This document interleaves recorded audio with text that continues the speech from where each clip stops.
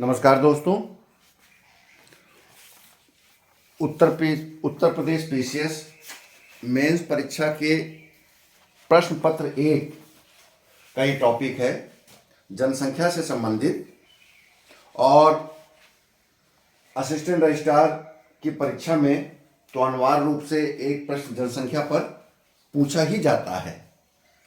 तो उसी के क्रम में आप अभ्यर्थियों ने यह अपेक्षा किया था कि सर जनसंख्या पर या उससे संबंधित टॉपिक पर एक प्रश्न और उसका उत्तर बनाया जाए, जिससे कम से कम एक आधार मिले कि किस प्रकार का प्रश्न आ सकता है और कैसे उसके उत्तर लिखने होते हैं। तो जो यूपी पीसीएस मेंस है उसका जो प्रथम प्रश्न पत्र है मेंस में जीएस का, उसका 15वां टॉपिक है जनसंख्या और अधिवास, इनहेबिटेंट, पॉपुलेशन इनहेबिटेंट का है। और असिस्टेंट रजिस्ट्रार के सिलेबस में जो सामान्य अध्ययन का प्रश्न पत्र आता है उसमें अनिवार्य रूप से एक प्रश्न जनसंख्या से संबंधित लॉन्ग क्वेश्चन आता ही आता है। ठीक है, जैसा कि पिछले 3-4 वर्षों में देखा गया है कि आपकी जनसंख्या के बारे में जरूर पूछेगा। सिलेबस का लास्ट पॉइंट है जिसमें कहता है विश्व भूगोल एवं जनसंख्या। तो विश्व भूगोल के बारे में अभी तक कोई क्वेश्चन नहीं आया है, केवल वन लाइनर टाइप के स्थान और जोग्राफिकल प्लेस के छोड़कर। तो आज हम बात कर रहे हैं जनसंख्या विस्फोट, कारण, समस्याएं, रोकने के उपाय और जनसंख्या लाभांश। ये इसी प्रकार का प्रश्न आएगा। तो मैंने 3-4 प्रश्नों को मिलाकर उसके बारे में संक्षेप में मैं डिस्कशन कर रहा हूँ। एक तो जनसंख्या विस्फोट का कारण क्या है, एक प्रश्न बन सकता है। दूसरा उसकी समस्याएं क्या है, दूसरा है। तीसरा प्रश्न बन सकता है उसके रोकने के उपाय। और चौथा प्रश्न आ सकता है कि डेमोग्राफिक डिविडेंड किसे कहते हैं और उससे क्या फायदे हैं। तो कभी कभी जनसंख्या के बढ़ने से भी फायदा होता है, उसे क्या कारण है और कैसे फायदे हो सकते हैं। तो देखिए, आप अपने स्क्रीन में पहले तो आप डिफाइन कर लीजिए कि जनसंख्या विस्फोट किसे कहते हैं। मैंने बहुत संक्षेप में और सरल शब्दों में डिफाइन किया है। जब किसी देश की जनसंख्या उसके प्राकृतिक संसाधनों, बुनियादी ढांचे और अर्थव्यवस्था की वृद्धि दर की तुलना में अधिक तेजी से बढ़ती है तो इसे जनसंख्या विस्फोट कहा जाता है। यानी कि आप किसी भी देश की जनसंख्या में वृद्धि तब तक नुकसानदेह नहीं है जब तक कि उसके प्राकृतिक संसाधन उसकी जनसंख्या की पूर्ति न कर दे, उसका बुनियादी ढांचा जनसंख्या के बढ़ने पर आड़े ना आए, खाद्यान्न की समस्या उत्पन्न ना हो, अर्थव्यवस्था तेजी से विकास कर रही हो और जनसंख्या बढ़े तो फिर जनसंख्या इन सब चीज़ों के लिए फायदेमंद होती है। और जब जनसंख्या की वृद्धि इनमें गिरावट करने लगे, प्राकृतिक संसाधनों का अधिक दोहन होने लगे, इंफ्रास्ट्रक्चर डेवलपमेंट उसकी पूर्ति न कर पाए बढ़ती जनसंख्या के, जैसे आप देखते हैं जाम की समस्या, ट्रैफिक की समस्या, आपको गंदगी की समस्या, अपशिष्ट की समस्या, सैनिटेशन की समस्या, आपके बुनियादी ढांचे में आपका फ्लाईओवर, ओवरब्रिज, इनकी समस्याएं, जल, पानी, बिजली की समस्या। तो हम लोग ये कहा करते हैं कि जनसंख्या बढ़ रही है इसलिए आप कितना भी इंफ्रास्ट्रक्चर तैयार कर दीजिए, ये जनसंख्या इस सारा इंफ्रास्ट्रक्चर को खा जाएगी। तो जब आपका प्राकृतिक संसाधन और बुनियादी ढांचा और अर्थव्यवस्था की वृद्धि दर, आर्थिक विकास दर जनसंख्या की तुलना में कम बढ़े और जनसंख्या तेजी से बढ़े तो ऐसे परिस्थितियों को हम जनसंख्या विस्फोट कहते हैं। 1951 में भारत की जनसंख्या 36 करोड़ थी, आप देखिए स्क्रीन में, और आज हम 2023 में बढ़कर 142 करोड़ से अधिक हो गए हैं। 2023 आपका टर्निंग पॉइंट है क्योंकि इस वर्ष में हमने चीन को पिछाड़ दिया है जनसंख्या में। आज हम वैश्विक रूप से नंबर 1 पोजीशन पे हैं जनसंख्या में। यूनाइटेड नेशन ऑर्गेनाइजेशन ने 2050 तक भारत की जनसंख्या को 165 करोड़ तक पहुंच जाने के लिए बताया है। तो ऐसी परिस्थितियों में समस्याएं आपकी देख ही रहे हैं कि बहुत सी समस्याएं उत्पन्न हो गई हैं बढ़ती हुई जनसंख्या के कारण। ऐसा नहीं है कि देश ने विकास नहीं किया, देश कई बहुत तेजी से विकास कर रहा है। अगर आप उसके ट्रेंड देखेंगे वृद्धि दर के, तो 1950 से लेकर 2023 तक हर क्षेत्र में आगे बढ़ा है, लेकिन उसी तेजी से जनसंख्या बढ़ी है, जिसके कारण हमारी जो वृद्धि दर है वो जनसंख्या में ही खपी जा रही है। 36 करोड़ से आज हम 142 करोड़ पहुंच गए हैं। तो जनसंख्या विस्फोट के कारण क्या है, यानी कि बढ़ती हुई जनसंख्या के कारण क्या है? तो पहला है मृत्यु दर में गिरावट। हमने कोशिश किया था कि हम मृत्यु दर में अपना स्वास्थ्य को सुविधाओं को बढ़ाएंगे, मृत्यु दर गिरेगी और आपका शिशु मृत्यु दर गिरेगी, तो इससे जनसंख्या में कमी होगी। तो हमने मृत्यु दर में तो गिरावट किया है और शिशु जन्म दर भी हमारी गिरी है, लेकिन हमारी जनसंख्या उस गति से नहीं धीमी हुई है जिस होना चाहिए। क्योंकि माना जाता है कि जब हम मृत्यु दर में गिरावट करेंगे, शिशु मृत्यु दर में गिरावट करेंगे, तो प्रजनन दर कम हो जाएगा। कारण क्या है, पहले के ज़माने में अशिक्षा थी और मृत्यु दर ज़्यादा थी, तो लोग सोचते थे कि भाई परिवार को बढ़ाओ। अगर आप परिवार को नहीं बढ़ाओगे, अगर 7 बच्चे 6 बच्चे पैदा नहीं करोगे, तो फिर संभव नहीं है कि आप सरवाइव कर पाओ। क्योंकि ये माना जाता था, एक ये भय रहता था कि महामारी के कारण हो सकते हैं कि आपके 6 के 6 बच्चे मर जाएं महामारी में, बीमारियों में, इलाज की अभाव में। तो इसलिए बच्चों के जन्म पर ज़्यादा जोर दिया जाता था कि कम से कम 4 बच्चे पैदा होंगे तो 1-2 बच्चे जिंदा रह जाएंगे। तो इसलिए जनसंख्या की वृद्धि दर को बढ़ाया गया। तो कोशिश की गई कि जब हम हमारा अच्छा स्वास्थ्य रहेगा, सुविधाएं रहेंगी, स्वास्थ्य सुविधाएं रहेंगी, डॉक्टर अधिक रहेंगे, अच्छा इलाज मिलेगा, तो लोगों में एक जागरूकता फैलेगी, और जब जागरूकता फैलेगी तो अपने प्रजनन दर को कम करेंगे। उन्हें पता है कि एक बच्चा अगर पैदा भी होगा तो जिंदा रहेगा, इतनी अच्छी स्वास्थ्य सुविधाएं हैं देश में। तो इसके कारण मृत्यु दर में गिरावट की जाए बच्चों की, और अच्छा स्वास्थ्य दिया जाए, तो यंगर एज में भी कम से कम लोग मरे, तो लोगों में एक ये संभाव हो जाएगा, विचार जाएगा कि नहीं, अब हमारी मृत्यु दर कम हो गई है, इसलिए हम जितने बच्चे पैदा करेंगे उतने जीवित रहेंगे। तो मृत्यु दर में गिरावट तो हमने 1950 में देखिए 22 थी, तो 2023 में 7 हो गई प्रति 1000। 1950 जब देश आज़ाद हुआ था स्वतंत्रता के बाद, और संविधान जब लागू हुआ था, उस समय 1000 में से 22 लोग मर जाते थे, जबकि अब वर्तमान में केवल 1000 में 7 लोग हैं।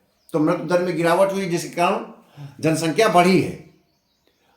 अब जनसंख्या बढ़ी है क्योंकि प्रजनन दर में कमी नहीं हुई है।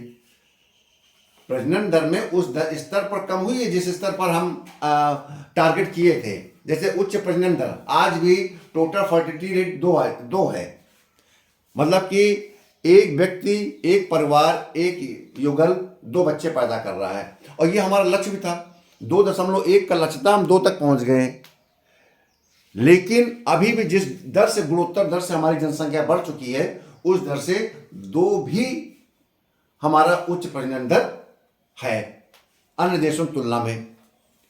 चाइना में 2 से नीचे चला गया है, 1.86, 1.85 है, इसलिए कांस्टेंट है। तीसरा कारण क्या है, परिवार नियोजन में जागरूकता का अभाव है। अभी भी 47% महिलाएं ही जागरूक हैं जो कि परिवार नियोजन पर जोर देती हैं। 47%, 53% महिलाएं, एक सर्वे किया गया था, जो परिवार नियोजन पर ज़्यादा बल नहीं देती हैं। ग्रामीण क्षेत्र में बड़े परिवारों की प्रवृत्ति, आज भी ग्रामीण क्षेत्र में ये माना जाता है कि परिवार बड़े होने चाहिए। ज़्यादा बड़े परिवार होंगे, ज़्यादा मजबूती रहेगी, आपका परिवार में अधिक से अधिक बल रहेगा, अधिक से अधिक काम करने वाले हाथ रहेंगे खेतों में, गांव में। कुछ लोग बाहर चले जाएंगे तो कुछ लोग गांव को संभाल लेंगे, ये भाव है। सामाजिक धार्मिक मान्यताएं, बहुत सी सामाजिक धार्मिक मान्यताएं हैं कि हम बच्चे ईश्वर की देन है, हमें इस पर कंट्रोल करने, नियंत्रण करने का कोई अधिकार नहीं है। ठीक है। अशिक्षा एवं जागरूकता की कमी है। अशिक्षा भी है, अशिक्षा है तभी तो सामाजिक धार्मिक मान्यताएं हैं। जागरूकता भी नहीं है कि उसका कोई प्रभाव। जागरूकता बताता है कि आपको प्रभाव पता होना चाहिए, वैश्विक दृष्टिकोण से भारत की पोजीशन कितनी खराब होगी, देश में किन किन चीज़ों की समस्याएं हो जाएंगी, आपकी आने वाली पीढ़ी किन किन बातों से प्रभावित होगी, ये सब चीज़ें बताई जानी चाहिए। इसके दुष्प्रभाव बताने चाहिए कि आपकी आय में कमी होगी, आपके सेविंग में कमी होगी, भविष्य में कितने प्रकार की किस प्रकार से खर्चे आएंगे, वो खर्चों में आप पूरा नहीं कर पाएंगे। तो ये जागरूकता फैलाना चाहिए। आप अपने आंसर में लिखेंगे साक्षर महिलाओं की प्रजनन दर 2% है। अब अशिक्षा और जागरूकता का अभाव के कारण आप देखिए, जो पढ़ी लिखी महिलाएं हैं, सशक्त महिलाएं हैं, जागरूक महिलाएं हैं, उनकी प्रजनन दर तो 2.1 है। और जबकि इलिटरेट जो महिलाएं हैं, पढ़ी लिखी नहीं है, उनकी आज भी 3.5 से लेकर 3.7 है। यही ऐसे ही स्थिति में जनसंख्या बढ़ रही है। कम आयु में विवाह, आज भी 23% लड़कियों की शादी 18 वर्ष से पहले हो जाती है। एक यह भी कारण है, जितनी जल्दी आपकी शादी हो जाएगी उतनी तेजी से आप TFR आपका बढ़ेगा, टोटल फर्टिलिटी रेट, और आप 18 वर्ष तक की शादी हो जाएगी तो आप 25 साल 30 साल तक हो सकता है आपसे 2 से अधिक बच्चे पैदा हो जाए। जब एक सही एज में शादी होती है तो फिर आदमी स्वावलंबी होता है, सशक्त होता है, कम समय होता है, जीवन में बहुत प्रगति करनी होती है, तो 1 या 2 बच्चे से अपने आप को संतुष्ट करता है। गरीबी और आर्थिक सुरक्षा, यह भी कारण है कि जनसंख्या विस्फोट की गरीबी और आर्थिक सुरक्षा। हर आदमी आर्थिक सुरक्षित होना चाहता है, जितने ज़्यादा हाथ उतने ज़्यादा आय के साधन, ये एक भावना है। सांस्कृतिक एवं पारिवारिक दबाव, सांस्कृतिक और पारिवारिक दबाव मैंने पहले बता दिया, सामाजिक धार्मिक मान्यताओं से जुड़ा हुआ है। बेहतर जीवन प्रत्याशा, यह भी है कि अब लिविंग स्टैंडर्ड बहुत अच्छा हो गया है, अच्छा पैसा आने लगा है, लोग अच्छे से जी रहे हैं, तो उनके दिमाग में ये नहीं जाता है कि बच्चे कम हो या ज़्यादा हो, कोई प्रभाव नहीं पड़ रहा है। और 1950 में बेहतर जीवन प्रत्याशा, बेहतर जीवन प्रत्याशा से लाइफ एक्सपेक्टेंसी है। लाइफ एक्सपेक्टेंसी का मतलब कि अब अधिक से अधिक साल तक लोग जी रहे हैं। पहले लोग 35 साल तक जीते थे। भारत में 1950 में जीवन प्रत्याशा लाइफ एक्सपेक्टेंसी 35 वर्ष थी। कारण क्या था? महामारी। कुछ लोग 80 साल में मरते थे, तो कुछ लोग 20 साल में ही मर जाते थे। महामारी आई, 20 साल की आयु में गांव के गांव साफ हो गए। तो इसका कारण भी जनसंख्या वृद्धि है कि लोगों को पता रहता है कि जीवन इनका निश्चित है, 4 से बच्चे होंगे तब इसमें 2-3 जीवित रहेंगे। आप पुराने जमाने के लोगों से पूछिएगा, आपके आज से 30-40 साल 50 साल पैदा हुए लोगों के, वो यही बताएंगे हमारे 5 भाई बहन थे, 3 बचे हैं, 2 मर गए थे पैदा होते ही या कुछ साल बाद मर गए थे। अब आप पूछेंगे इस समय के पिछले 10 साल में, तो आप पता रहेगा कि कोई मोर्टेलिटी रेट नहीं है, लगभग सब बेहतर स्थिति में है। तो अगला पॉइंट है राजनीतिक इच्छा शक्ति की कमी। राजनीतिक इच्छा शक्ति, प्रभावी जनसंख्या नीति का अभाव और राजनीतिक इच्छा शक्ति की कमी भी हम कह सकते हैं, क्योंकि कोई भी सरकार आती है वो अपना वोट बैंक देखती है और उसको ध्यान में रखते हुए वो ये चाहती है कि ऐसी कोई नीति न बने जिससे कि उसके वोट पर प्रभाव पड़े। क्योंकि पहले ऐसा हो चुका है, जब परिवार नियोजन की नीति अपनाई गई थी सन 77-75 में, तो नसबंदी की अभियान चलाया गया था सरकारी कर्मचारियों के माध्यम से। तो कहा जाता है कि उन आधारों पर भी सरकार गिर गई थी, क्योंकि ये माना गया था सरकार जबरदस्ती कर रही है और पकड़ कर नसबंदी कराने की कोशिश कर रही है, और जो कि एक लोकतांत्रिक देश में ये उचित प्रक्रिया नहीं है। तो इसका भी प्रभाव पड़ता है। इसलिए राजनीतिक इच्छा शक्ति की एक कमी भी है। सरकार नहीं चाहती कि हम किसी पर जबरदस्ती करें। ये एक वॉलंटरी या स्व प्रेरणा का विषय होता है कि वो अपने पारिवारिक परिस्थितियों को ध्यान में रखते हुए ये निर्णय ले। तो यह भी है। लेकिन प्रभावी जनसंख्या नीति का अभाव, जनसंख्या नीति तो बनाई गई है, लेकिन उसको रिग्रेसिव रूप से हम उसको लागू नहीं किया गया है, और वो करना भी नहीं चाहिए। आप किसी पर जबरदस्ती की चीज़ आरोपित नहीं कर सकते हैं। अगला तो समस्याएं क्या है? समस्याएं यह है कि नंबर 1 बेरोजगारी, गरीबी वृद्धि होगी। जो कारण है उसका उल्टा आपका समस्याएं, और समस्याओं का उल्टा आप उपाय कर देंगे। तो बेरोजगारी, गरीबी में वृद्धि दर है। बेरोजगारी दर 7 से 8% बढ़ रही है, CMI की रिपोर्ट है।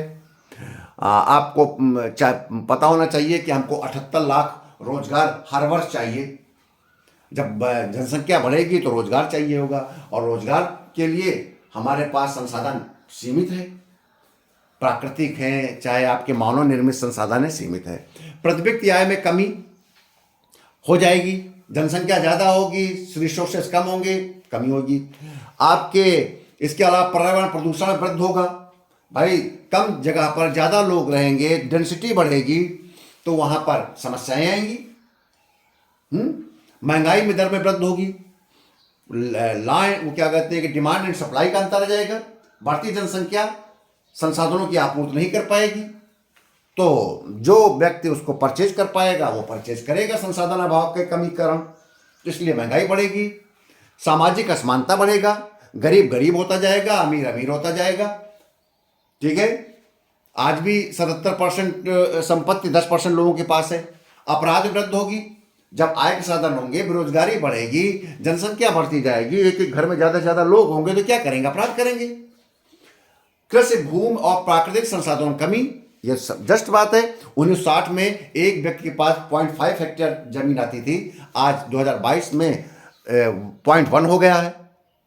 मतलब कि लगभग 0.5 से 0.1 में आ गए हम। शहरीकरण, झुग्गी बस्तियों में वृद्धि होगी।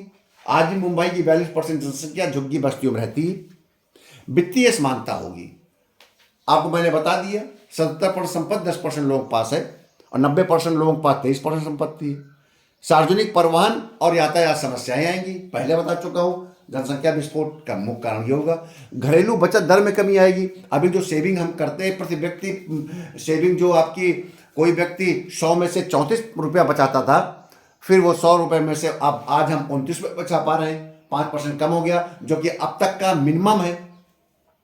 हमेशा हम अच्छी हमारी ग्रॉस डोमेस्टिक सेविंग रही है, हमारी सेविंग ही नहीं हो पाएगी जब तेज जनसंख्या बढ़ेगी।